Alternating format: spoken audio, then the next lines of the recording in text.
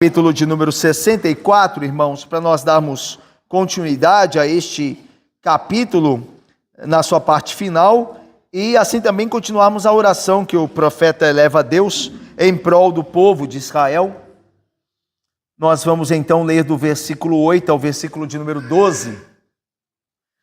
Isaías, capítulo de número 64, de 8 a 12. Então, a oração do profeta,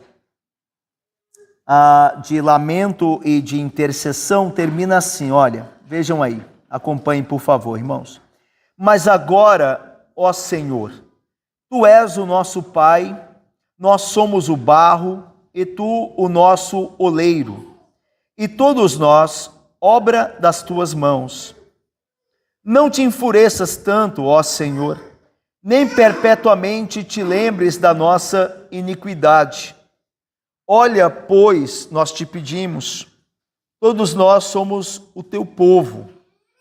As tuas santas cidades tornaram-se em deserto, Sião em ermo, Jerusalém está assolada. O nosso templo santo e glorioso, em que nossos pais te louvavam, foi queimado.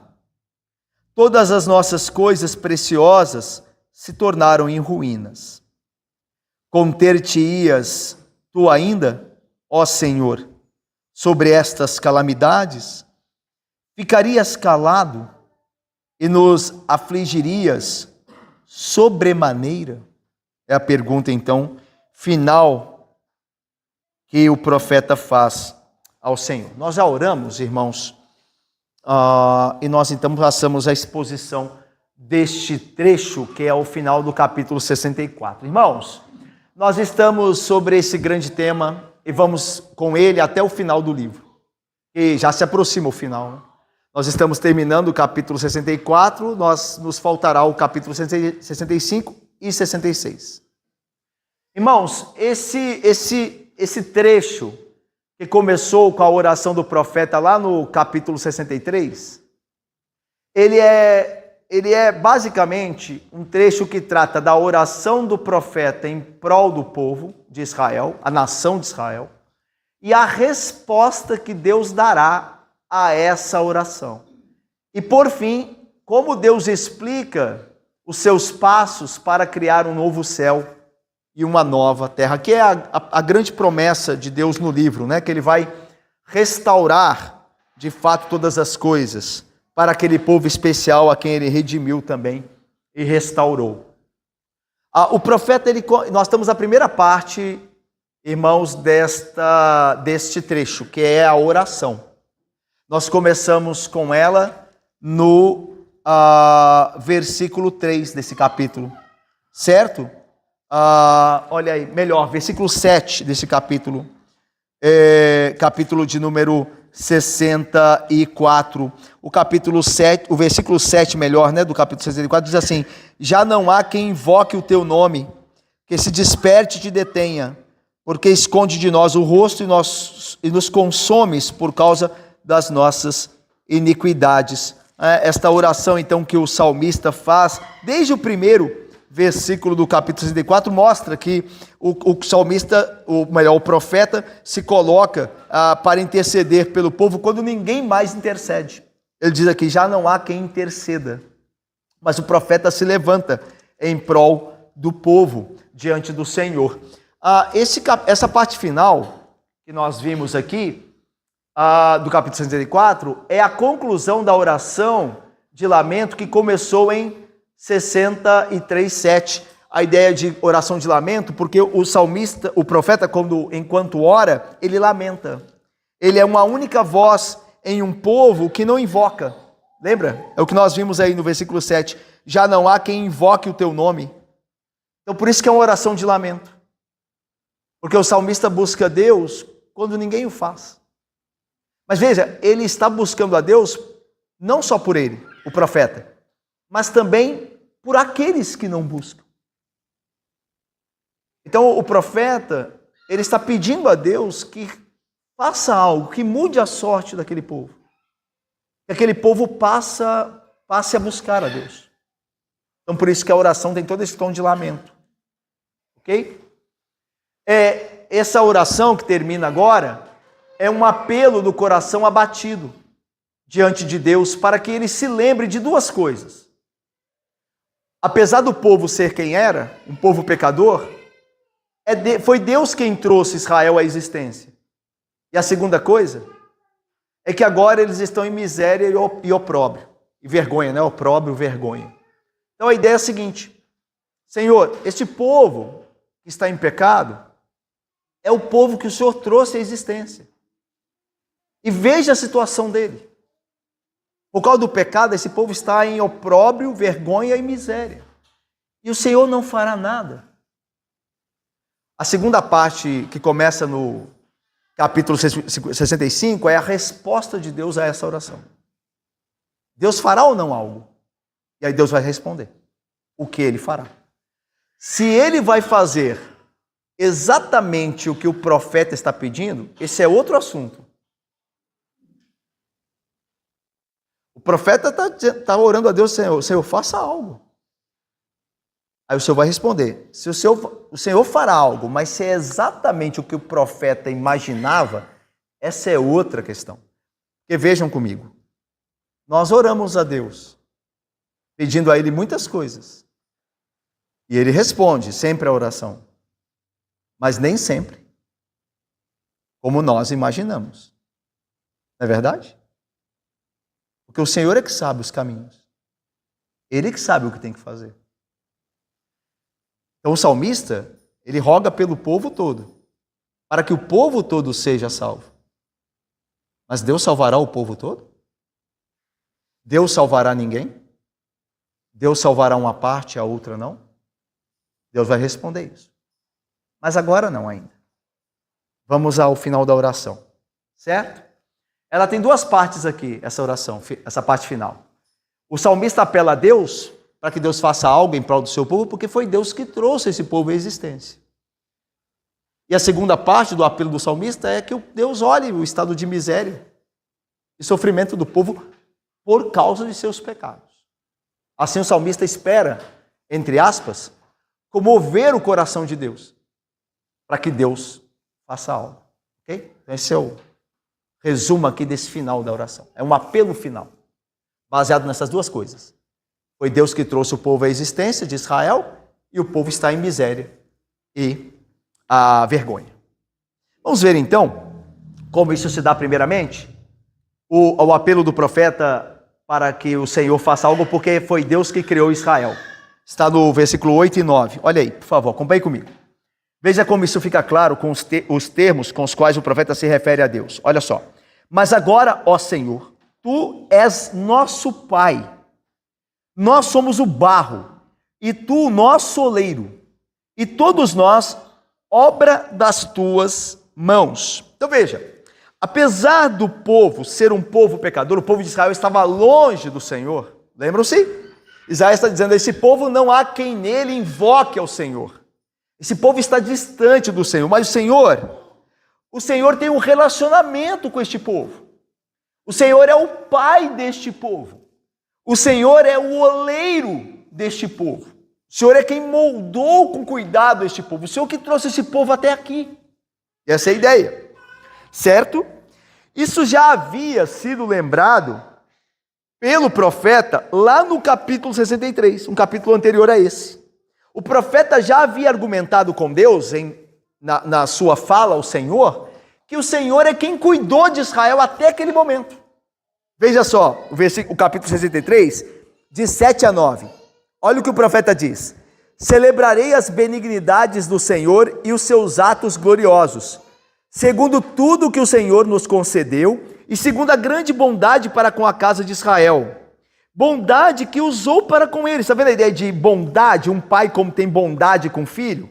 Segundo as suas misericórdias e segundo a multidão das suas benignidades. A ideia de cuidado, de proteção, de zelo. Então, o profeta está dizendo: Senhor, o povo de Israel foi um povo que sempre foi cuidado por Ti. Um povo que foi moldado por Ti, como o oleiro molda o barro para fazer dele um vaso. Essa é a ideia. O salmista já havia celebrado a bondade e a misericórdia do Senhor para com o seu povo. E agora ele apela a Deus baseado nisso. Apesar do povo ser o povo pecador de Israel, o Senhor é o nosso Pai. O Senhor é que de fato nos trouxe à existência.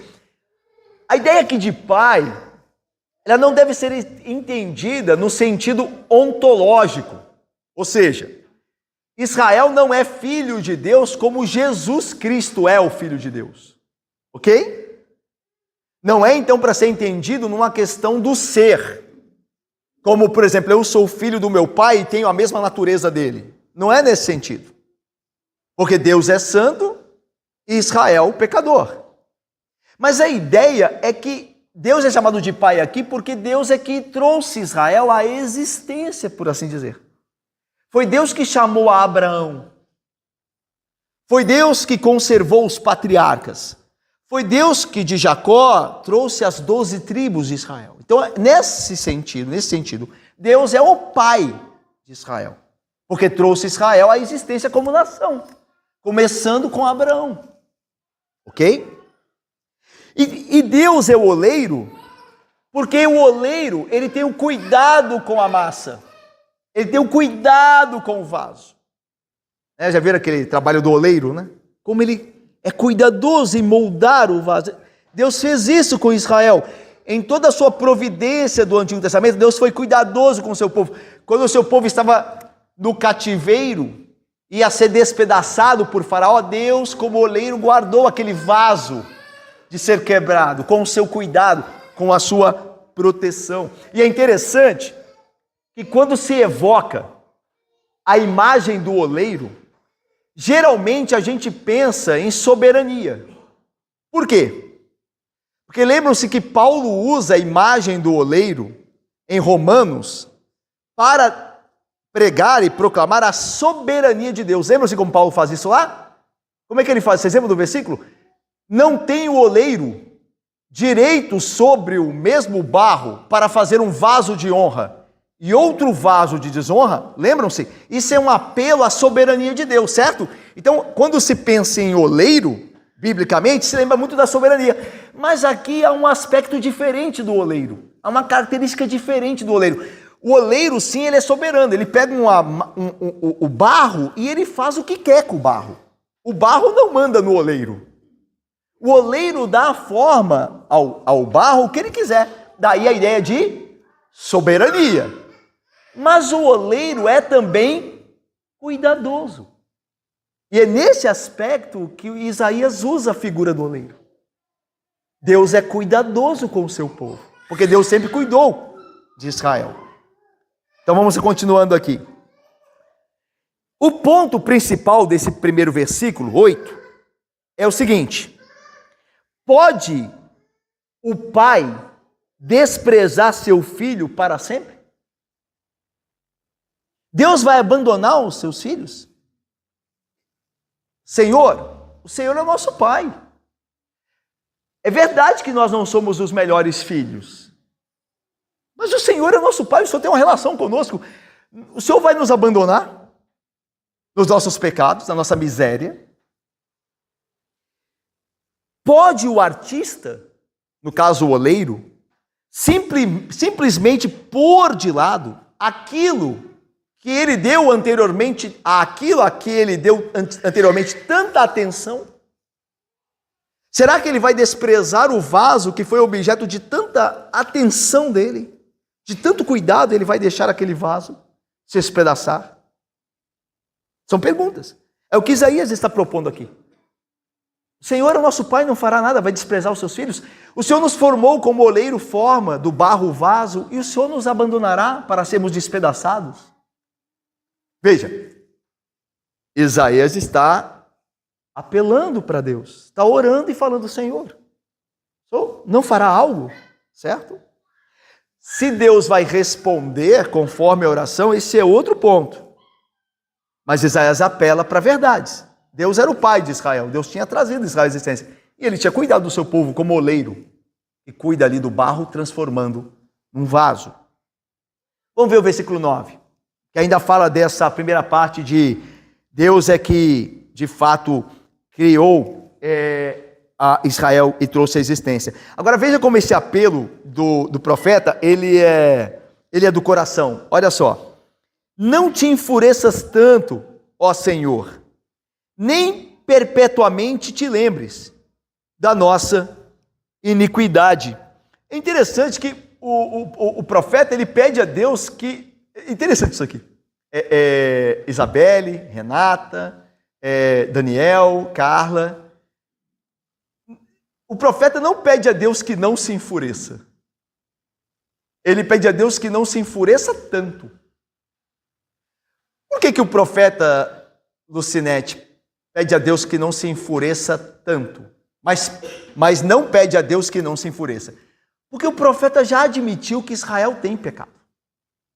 Que Israel é objeto da ira de Deus. E que o pecado atrai a ira, o enfurecer-se de Deus.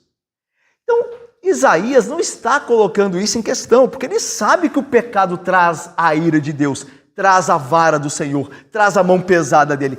Então, quem é Isaías para dizer que Deus não tem direito de se enfurecer contra um povo pecador? O que Isaías pede humildemente é que Deus, no seu enfurecer, não o faça com intensidade, porque se ele fizer, Israel será destruído.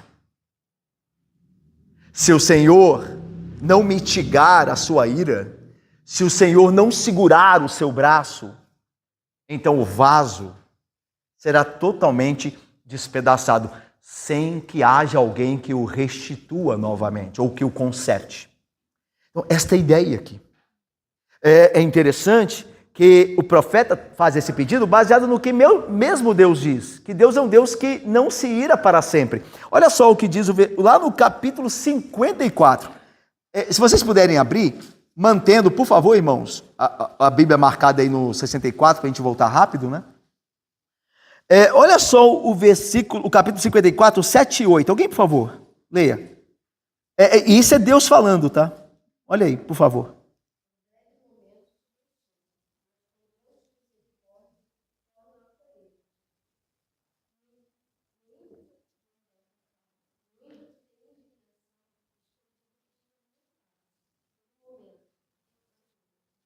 Legal, né? Legal, isso aqui chega muito doce. Deus havia dito, olha, num ímpeto de indignação, num ímpeto de ira, eu te puni, eu te castiguei. Mas com misericórdia eterna, eu te amei. Foi um momento o meu castigo, mas eu retirei ele pela minha misericórdia. O profeta Isaías sabia disso. E o profeta Isaías agora diz, Senhor, então, não te ires com intensidade, porque o Senhor mesmo diz que a tua ira passa por um momento apenas. Então, Senhor, diz o profeta, não te enfureças tanto. É interessante isso, irmãos, porque a ideia aqui, meus irmãos, é que o juízo de Deus, ele não é para a destruição do seu povo. O juízo de Deus não tem como finalidade destruir o seu povo, mas prová-lo, corrigi-lo. Daí a ideia de não se enfurecer tanto. Isaías sabia e conhecia o caráter de Deus que se revelara a ele, e sabia que esse Deus não era um Deus de ira para com o povo, que ele mesmo trouxe à existência, para destruí-lo, mas para corrigi-lo. Então Isaías, baseado no caráter de Deus, diz, Senhor, não te enfureças tanto, não te ires tanto, porque eu sei que a tua ira não é para destruir, mas para corrigir. E essa aqui é a oração dele. Até porque chegaria um ponto, irmãos, Isaías sabe disso por revelação, que Deus iria corrigir o seu povo na sua ira. Ou seja, esse povo aqui a quem Isaías está pregando, dali a anos estaria sendo levado ao cativeiro babilônico. Ou seja, a ira de Deus viria como veio de fato sobre eles. E Isaías sabia disso, porque Deus revelou a ele que isso aconteceria. Tanto que ele vai dizer na segunda parte desse texto, dizendo assim, as nossas cidades foram destruídas, o nosso templo está em ruínas. Ou seja, isso aconteceu no cativeiro babilônico. Anos depois, séculos depois, Isaías já sabia o que ia acontecer. Por isso ele diz, Senhor, eu sei que o Senhor vai se enfurecer, e não sem razão, viu? Porque o pecado atrai a ira do Senhor, mas não faça isso tanto, porque senão o teu povo será destruído. Então, Isaías contempla uma ira que é para disciplina e não para destruição. Isso é uma verdade. Porque Deus disciplina a todo filho que ama. Todo filho que Deus ama, Deus disciplina. Porque disciplina é para o bem. Então, aí, lembra do escritor aos Hebreus? Ele diz assim, se vocês estão sem disciplina, é porque vocês não são filhos. Vocês são bastardos. Porque todo filho a quem Deus ama, cedo disciplina. Então, quando nós estamos em pecado e a mão de Deus vem logo, é porque Ele nos ama. Porque se Ele nos amasse, Ele, pouco me importa. Mas se Ele corrige é porque Ele ama. Isaías está contemplando isso. Senhor, corrija o teu povo. Mas aquela correção que é para o bem do povo, que é para o arrependimento. Está orando por essas coisas aqui. Ok? E depois olha só o que ele diz aí no final aí do versículo 9. Ó Senhor, nem perpetuamente te lembres da nossa iniquidade. A ideia é que o pedido é bonito também aqui, porque a ideia é de alguém ficar, como que fala? Eu ia usar o termo que é o termo hebraico para isso. Ruminando aquilo que leva a pessoa à ira. A ideia de, entre aspas, não guarde no coração, no teu coração, ó Senhor, aquilo que desperta a tua ira em relação a nós. Quando alguém ofende a gente, se a gente não, pela graça de Deus, esquece logo, mas mantém aquilo, e rumina como um camelo faz, porque a ideia de a ideia de meditação é ruminar. Meditar no hebraísmo é fazer o que o camelo faz. Né? A gente sabe, né? O camelo, ele come algo, aí ele mastiga aquilo e engole tudo. Mas quando ele está num lugar que não tem comida, ele traz de volta e mastiga de novo. É nojento, mas é verdade. É isso que o camelo faz. Isso é, né? A ideia de meditação é essa. Olha só que interessante. Você alimenta-se da palavra de Deus e absorve. Aí você está ouvindo ela aqui hoje. Aí amanhã você traz de novo e pensa. Aí guarda e pensa. Aí guarda e pensa. Isso é meditação. Isso é meditar na palavra de Deus, é isso. Não é ouvir e esquecer. Mas é ouvir e ficar pensando naquilo. É por isso que nós devemos ter cuidado dos nossos deveres espirituais. E quando nós saímos daqui, dessa reunião, e nos entretemos em internet e tudo mais, nós esquecemos. Mas quando nós estamos sempre voltando à Bíblia, isso nos ajuda a esse exercício.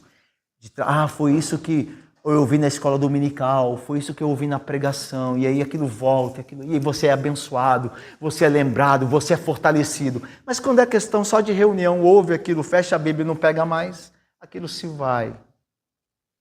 A importância disso para nós, de ouvirmos, trazermos de volta e trazermos de volta.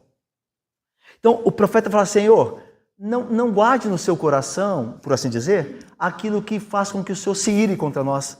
A ideia de Deus, a ideia que Deus fala que não se lembra dos nossos pecados, porque o pecado traz a ira.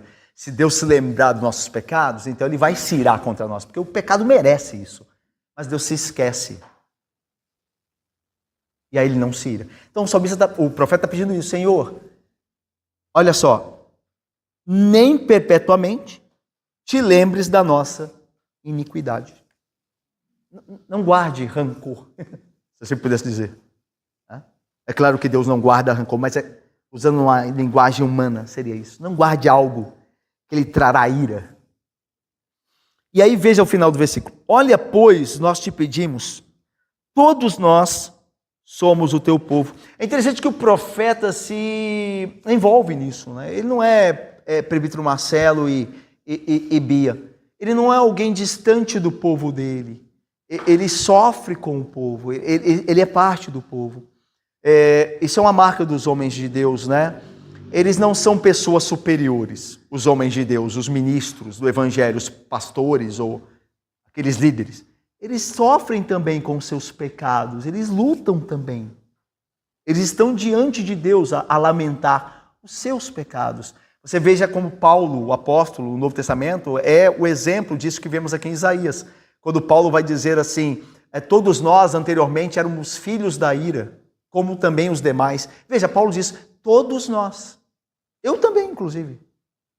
Ele não diz, vocês eram filhos da ira. Nós, todos, por natureza, éramos. Então você veja essa identificação do profeta. E isso é necessário para o profeta, sabe por quê? Porque se ele não se identificar nesse sentido, ele nunca vai entender a real miséria do povo a quem ele fala. Ele precisa primeiro, antes, entender a própria miséria. E não é verdade isso? Veja, quando nós não sentimos algo em nós, é muito pouco provável que nós sintamos nos outros. Vocês já viram que geralmente toda a ONG que se forma é de fato criada por alguém que passou aquilo que a ONG, no caso, defende? Geralmente. Vamos supor, a associação das mães que perderam seus filhos no trânsito violento de tal cidade. Quem organizou isso é alguma mãe que perdeu o filho. É muito difícil uma organização dessa surgir da mãe que nunca passou por isso. Percebam isso? Nós só nos importaremos com o pecado dos outros quando nós entendermos os nossos pecados. Quando nós vemos a gravidade dos nossos pecados, aí nós nos importaremos. Quando nós começarmos a lutar contra os nossos pecados, então nós vamos clamar aos outros que lutem também. Se nós não experimentarmos essas coisas, pouco importa o que os outros estão passando. Nós nem temos ciência do que seja isso. Mas quando nós vivemos essas coisas, aí tudo muda. Tudo muda. Quando nós vivemos essas coisas. Quando nós vivemos e sabemos a nossa necessidade e da graça que só encontramos em Deus por meio de Cristo. E aí nós falamos dessas coisas com autoridade, porque nós as experimentamos. E o profeta é isso. O profeta, ele sente com o povo. Nós te pedimos. Todos nós, eu inclusive, nós somos o teu povo. E o profeta apela. É interessante que o profeta, eu falei de Paulo, né? Mas para reforçar essa ideia de identificação necessária, você veja Moisés, por exemplo, quando Moisés, no episódio do bezerro de ouro, lá em Êxodo, Lismar e presbítero Maico, ele diz lá, presbítero Evanildo, ele fala, olha, Senhor, quando o povo peca, ele diz assim, o Senhor diz assim, eu vou exterminar esse povo. Aí Moisés diz, olha, não faça isso, risca o meu nome do livro da vida, mas não faça isso. Ou seja, você vê a identificação de Moisés com o povo. Moisés não diz assim, vai e destrói esse povo mesmo, que é isso que ele merece. Ele se identifica, porque ele sabe que também ele é um pecador. E se ele pedir a Deus que faça justiça aos pecadores, então ele está pedindo justiça para ele também, porque ele também tem os seus pecados. E é por isso que a gente tem que ter cuidado sempre de não julgar com muita prontidão, né? Lembra? Isso é bíblico. Todo homem seja pronto para ouvir, tardio para falar, tardio para cirar. Aqui a ideia de cirar é julgar. Não quer dizer que você não vai julgar algo como errado ou como certo. E nem que algumas coisas mereçam a sua ira. Mas seja tardio. Não faça isso prontamente. Porque se você assim fizer, Deus te tratará da mesma forma. Quando você errar, porque é isso que você deseja para o outro. E por justiça, é isso que Deus te dará também. Então veja, o que eu estou dizendo, irmãos, não é que coisas não devam ser julgadas, mas nós devemos ter calma quando nós julgamos. E não fazer isto prontamente. Até porque quando nós erramos, aí nós pedimos toda a tolerância do mundo e todo o tempo. mas somos muito prontos a julgar os outros. Ter esse cuidado, como o profeta aqui tem, como ele sente e roga pelo povo. Vamos para a parte final, então? O profeta apela para um segundo ponto, um segundo quadro. Primeiro ele falou, o Senhor é o nosso Pai, o Senhor é o nosso oleiro. Senhor, não te ires tanto, porque senão nós estamos destruídos. Lembra-te da tua relação conosco. Lembre-te disso, na tua ira. Lembre-se da tua misericórdia. Ok? Agora, o profeta apela para o estado do povo. Olha o teu povo como está. O Senhor não fará algo? Veja. O povo que o Senhor separou para ser o povo teu, um povo santo, um povo glorioso. Olha o estado do teu povo. O Senhor vai abandonar o teu povo nesse estado? Esse é o ponto. Olha aí o versículo de número 10. As tuas santas cidades tornaram-se em deserto, Sião em ermo. A ideia de ermo aqui é um lugar desabitado, né? Jerusalém, que é a cidade do rei, a chamada cidade de Deus, está assolada. É interessante aqui que tudo isso aqui é a visão futura. Alguns teólogos acham que essa referência de Isaías é uma referência a um futuro bem próximo, que é o juízo de Deus no reino do norte, que é a Síria, que a Síria vem destruir o reino do norte em 701. A gente sabe mais ou menos que o profeta Isaías, ele profetizou até 700. Um pouquinho mais, talvez. Ele é chamado em 740 a.C. ao ministério profético. E ele vai até 700, 702, mais ou menos. Então ele assiste, de certa forma, a queda de Israel. Porque a Síria vai subjugar Israel, o reino do norte, que a gente começou a ver nos domingos aqui, né?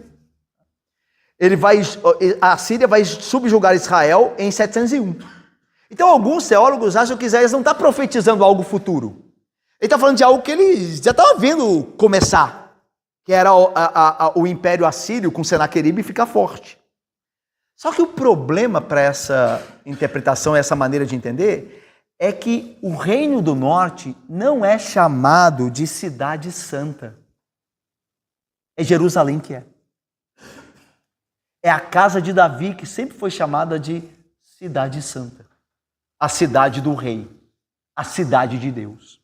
Então há um problema em entender que Isaías estava vislumbrando um futuro, não tão futuro assim, mas algo bem já próximo dele.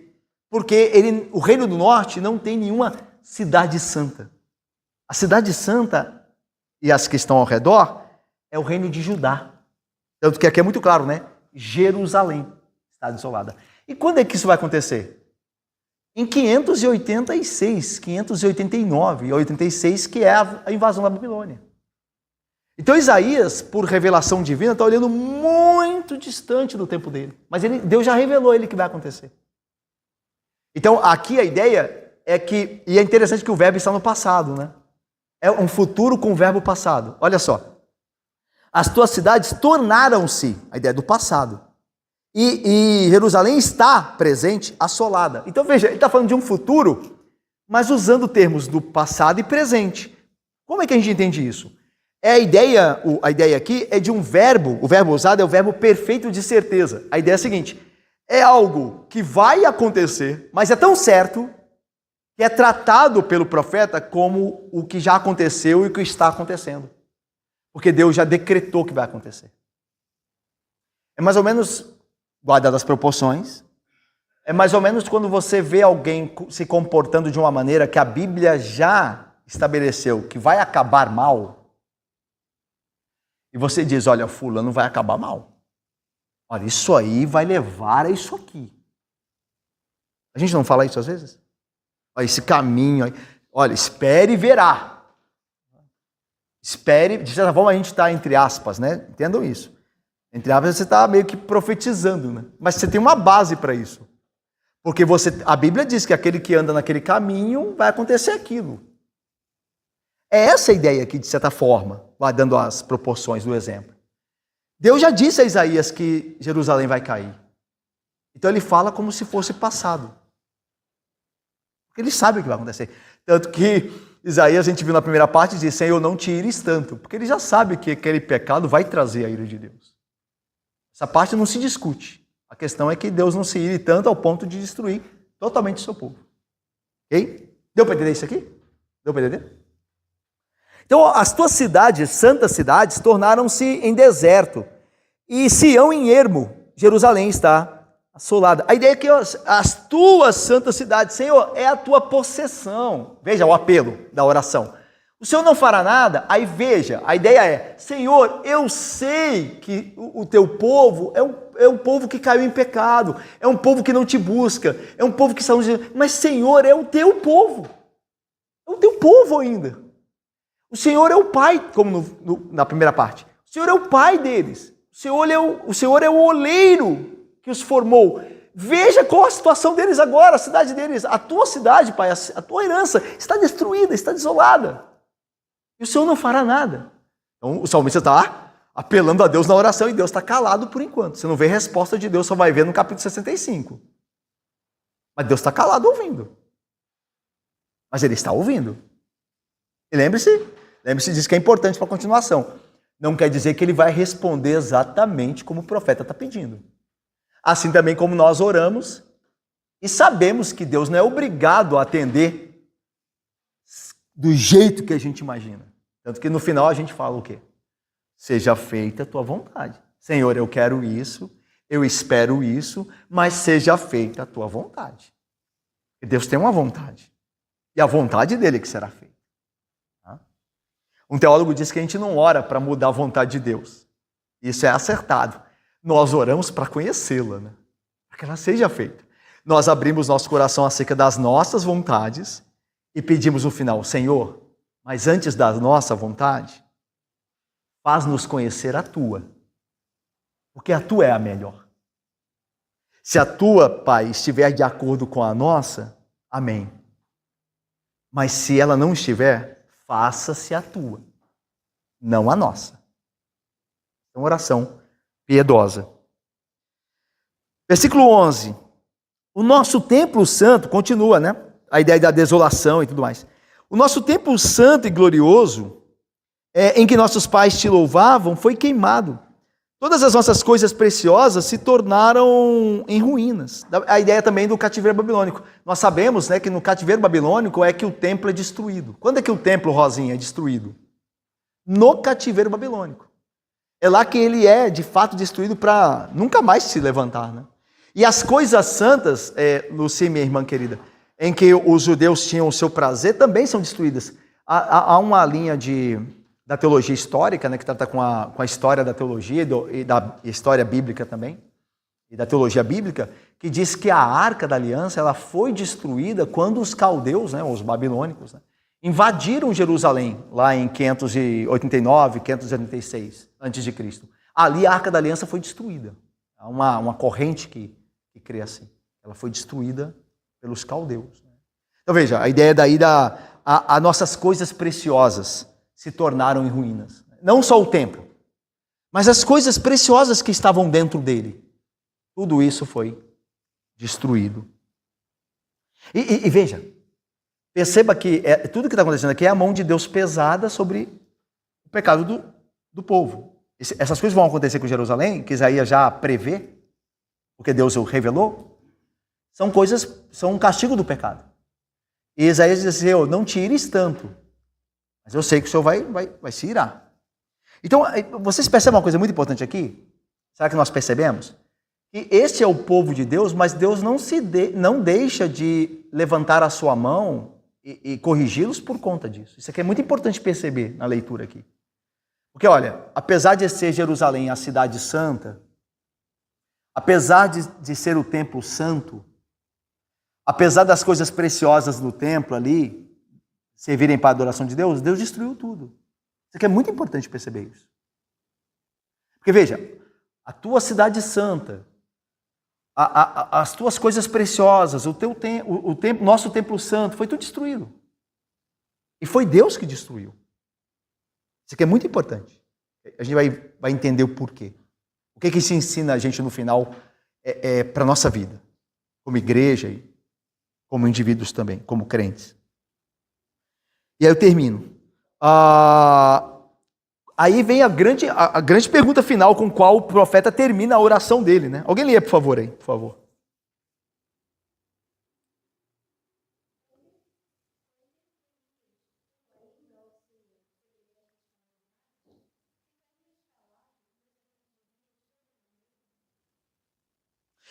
Perfeito, minha irmã. Obrigado, Ana. Irmãos, todas as esperanças e ansiedades do profeta são finalmente sumariadas em duas questões aqui. Primeira, qual que é a primeira questão? Deus restringirá a compaixão dele, que ele outrora tanto demonstrou a Israel? Daí a ideia, conter-te-ias. O Senhor vai se conter? O seu povo está sendo dizimado, ele está quase a ponto de ser exterminado e o Senhor vai ficar aí? Então, esse é o primeiro ponto com o qual o salmista, o profeta, né, de fato resume o seu pedido final. O Senhor não vai fazer nada? O povo está sendo... Lembra que o culpado não é Deus, né, disso tudo. O culpado é o pecado do povo. Mas Deus é misericordioso também, embora seja justo, né? Tem que levar isso em conta.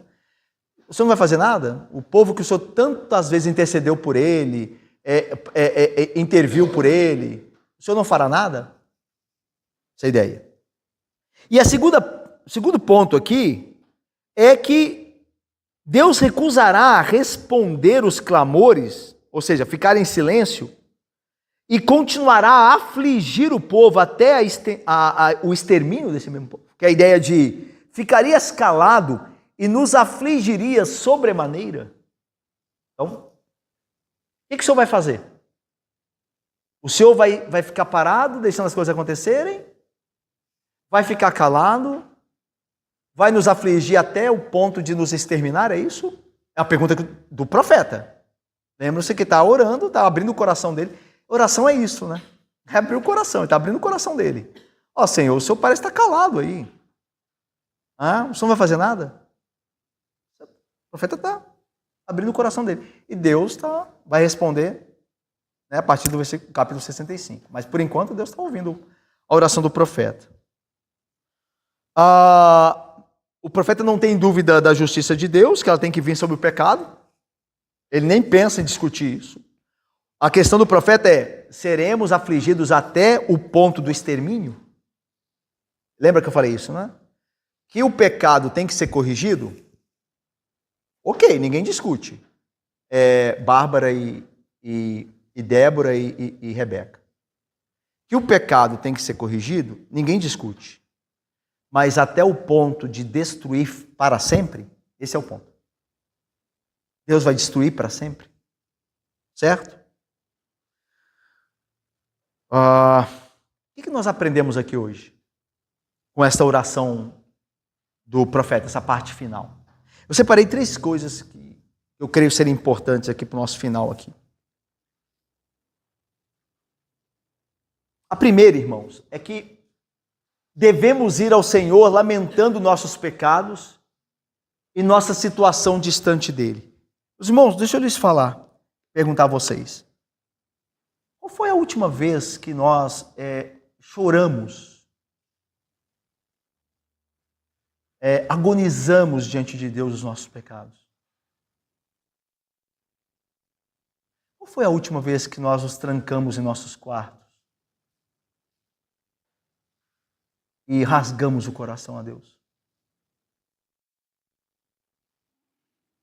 Ou percebemos quão distante nós estamos da vontade dele?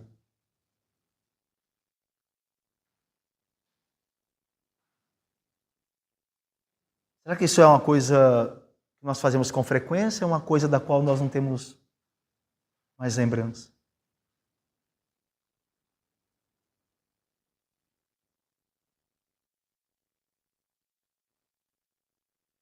Todos nós temos pecado. Todos nós pecamos em muitas coisas. Estas coisas são levadas ao Senhor. Esses pecados são confessados. Nós realmente agonizamos por não nos vermos livres deles. Por desejarmos ser mais santos do que nós somos. Isso é uma pergunta. Segunda coisa que nós aprendemos é que nós devemos orar ao Senhor para que Deus converta os pecadores ao invés de destruí-los. Veja, não quer dizer que Deus vai responder como nós esperamos, mas a nossa oração deve ser essa. Porque se Deus condenar o injusto, não há problema nenhum nisso. Deus está sendo justo.